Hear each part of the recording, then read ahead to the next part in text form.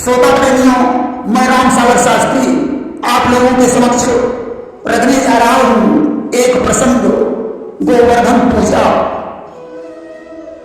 देखिए, अब मैं आप लोगों को वह कथा सुनाने जा रहा हूं जिससे भगवान कृष्ण का नाम बंशीधर से गोवर्धन धारी पड़ गया। कि अब कहते हैं वह कथा, वह धार्मिक संग्राम बंशीधर का हो गया जिससे गिरिधर नाम। भगवान कृष्ण अब 7 वर्ष के हो चुके हैं। समस्त ब्रजवासी कार्तिक कृष्ण चतुर्दशी को इंद्र की पूजा करते थे। आज घर घर में इंद्र की पूजा की तैयारी हो रही थी।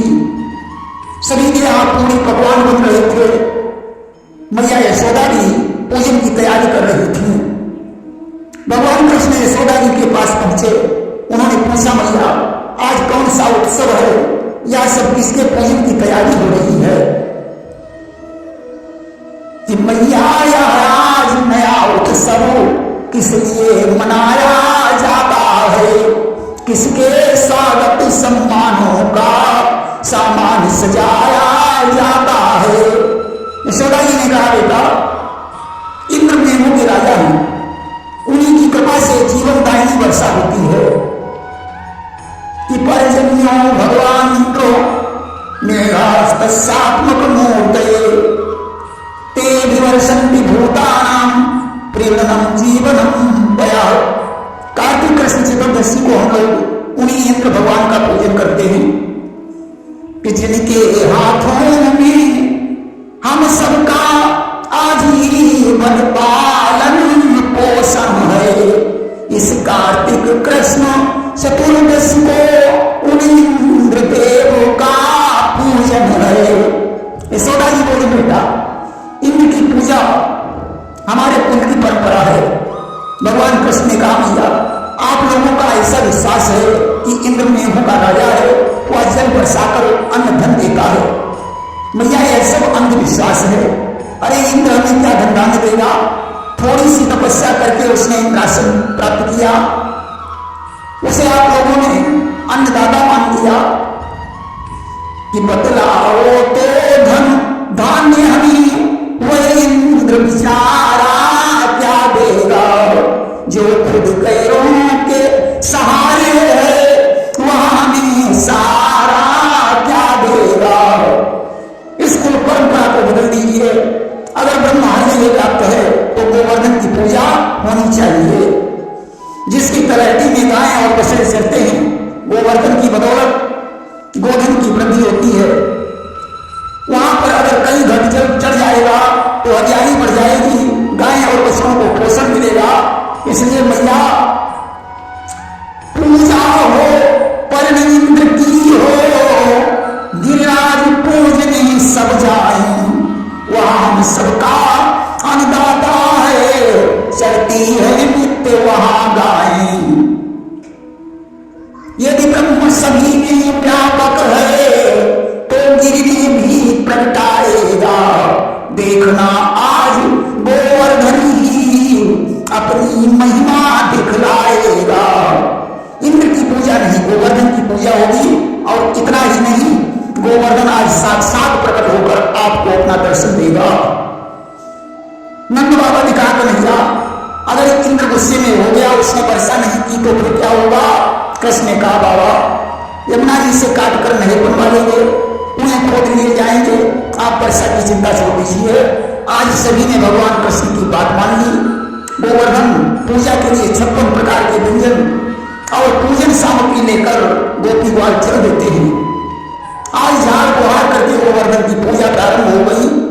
नारियां मंगल गीत गाने लगी कि श्री गोवर्धन महाराज तेरे माथे मुकुट विराज रहे हो, तो पे पान चढ़े, तो पे फूल चढ़े, तो पे चढ़े क्षीर की धार, तेरे माथे मुकुट विराज रहे हो, तेरे कानन कुंडल सोई रहे, थोड़ी पे हीरा लाल, तेरे माथे मुकुट विराज रहे हो, तेरे गले में कंठा सोई रहे हो, तेरी झांकी बनी विशाल, तेरे माथे मुकुट विराज हो। ब्राह्मण पूजन करवाने लगे। भगवान ने आज दो रूप धारण किए, एक रूप में तो पूजा कर रहे हैं, दूसरे रूप में गोवर्धन बनकर सबको अपना दर्शन दे रहे हैं कि मनमोहन ही गोवर्धन से गोवर्धन बन प्रगटाते हैं, मनमोहन ही अगवा बनकर सबको वही मूर्ति दिखाते हैं। देखिए दोनों के रूप में अंतर है। इधर तो भगवान का मनमोहन स्वरूप है और उधर विराट रूप में दर्शन दे रहे हैं कि उस ओर विराट रूपधारी इस ओर मदन मनहारी है, उस ओर महाबल शैलेश इस ओर बनी बनवारी है, उस ओर उठाते ही आंखें सुनर मुझ तक दहलाते हैं, इस ओर मनोहर शोभा पर आप ही नैन लग जाते हैं। उधर तो हृदय को दहलाने वाला रूप है और इधर मन को मोहने वाला स्वरूप है। अब तो गोवर्धन को देखकर भगवान कृष्ण ने स्वयं उन्हें प्रणाम किया और बोले आज गोवर्धन की महिमा को देख लीजिए, वे साक्षात हम लोगों को दर्शन दे रहे हैं। आज सारे ब्रजवासी गोवर्धन को बार बार प्रणाम कर रहे हैं। 56 प्रकार का भोग चढ़ाया जाने लगा।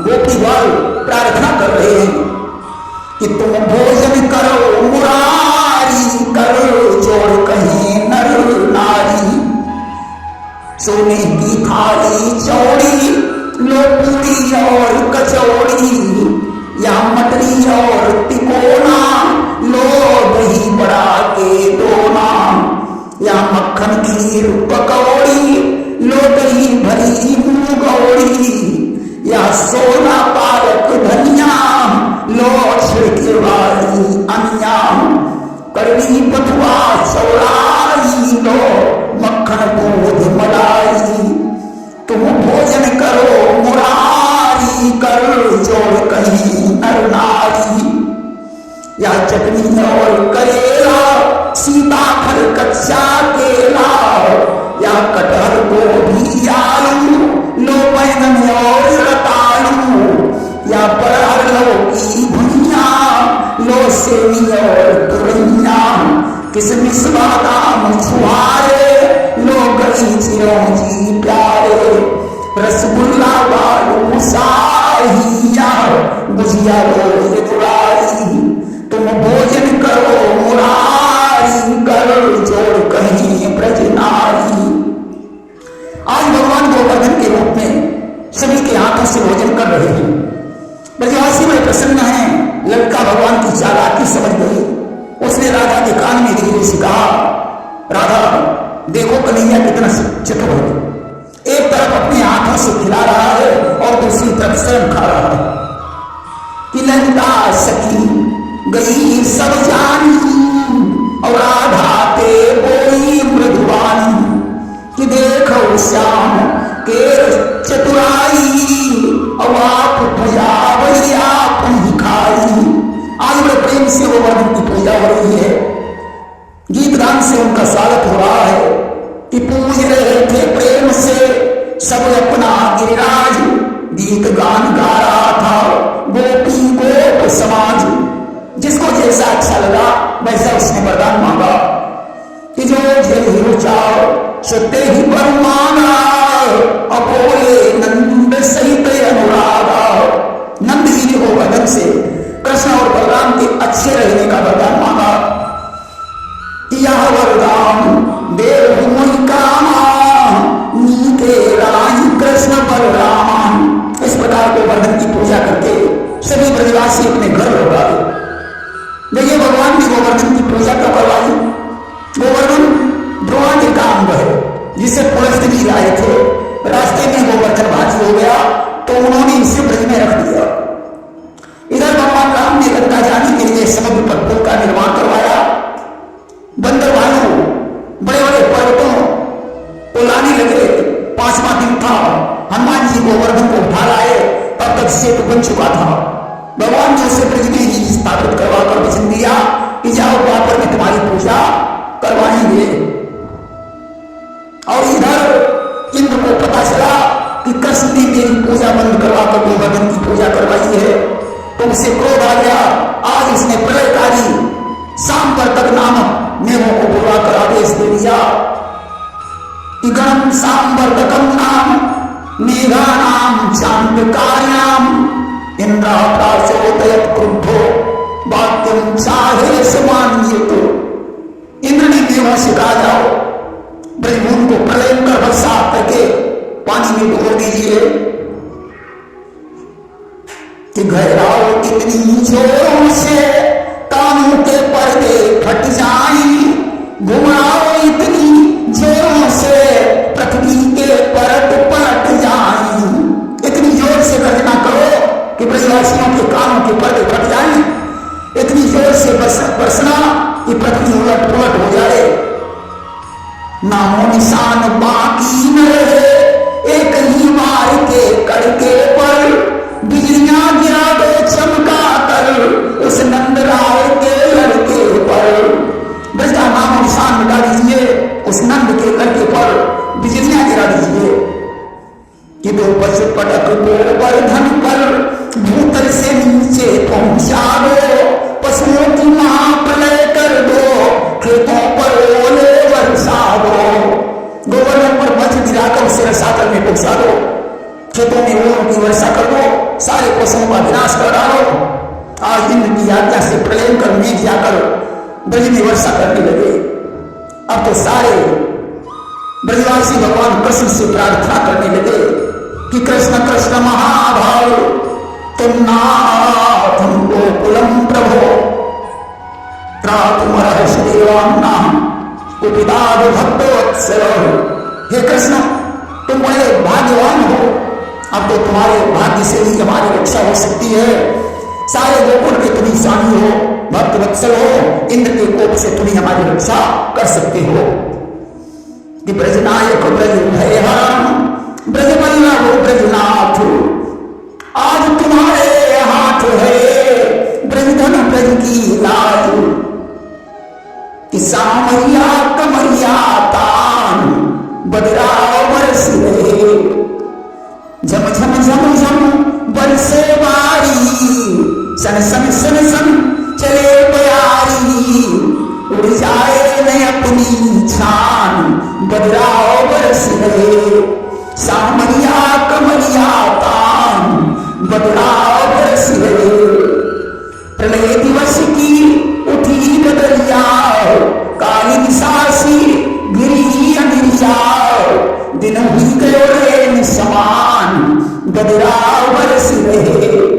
कोप करे देवन को राजा, रहो बजाई जुझाओ बाजाओ, संकट में पड़ी है जान बदराव बरस रहे।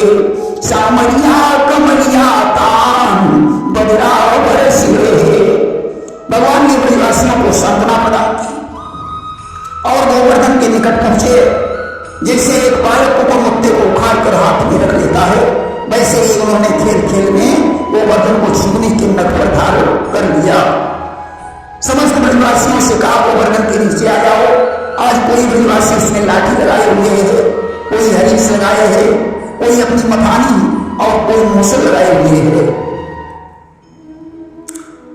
मनसुबा कह रहा था कि गोवर्धन हमारी लाठी पर टिका है, श्री रामा कह रहा है हमारी हरीश न लगी होती तो गोवर्धन नीचे दिखाई पड़ता। दामा कह रहा है गोवर्धन हमारी बदौलत टिका है क्योंकि हम अपना मूसल लगाए हुए हैं।